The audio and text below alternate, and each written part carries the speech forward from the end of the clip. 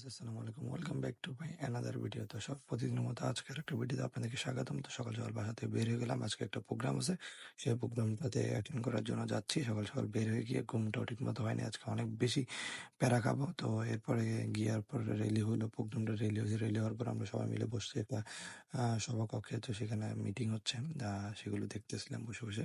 তো এরপরে চলে আসলাম যে প্রোগ্রামটা শেষ করে চলে আসছিলাম অফিসে। অফিস থেকে আসার সময় একটা পানির বোতল নিয়ে এসে দেখেন না কত ধরনের যে পানির বোতল বের হয়েছে। এই ছোট্ট পানির বোতলটার দাম মাত্র 10 টাকা।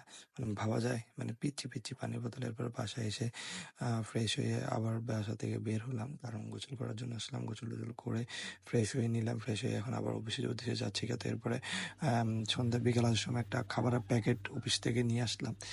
একটা মজু ছিল, একটা পানি ছিল। তো এটা নিয়ে আসতে আজকে ইফতারের পরে এটা খাবা, মানে যেন মনে মনে ভাবতেছি দুধ, এখন যেহেতু রোজা আছে এটা তো খাওয়া সম্ভব না।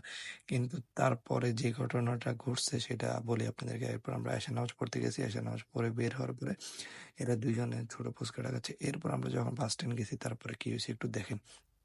তার পাশে একটা জায়গা সিএমবি বলে, এটা বাস স্টেশনের ওখানে।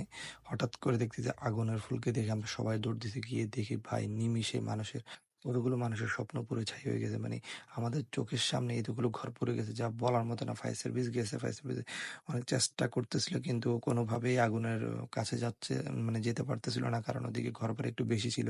মানে ওরা চাইলেও কোনোভাবেই যাওয়া পসিবল না, এমন একটা জায়গায় আগুনগুলো ধরছে। মানে এগুলো দেখে খুব খারাপ লাগছে, খুবই খারাপ।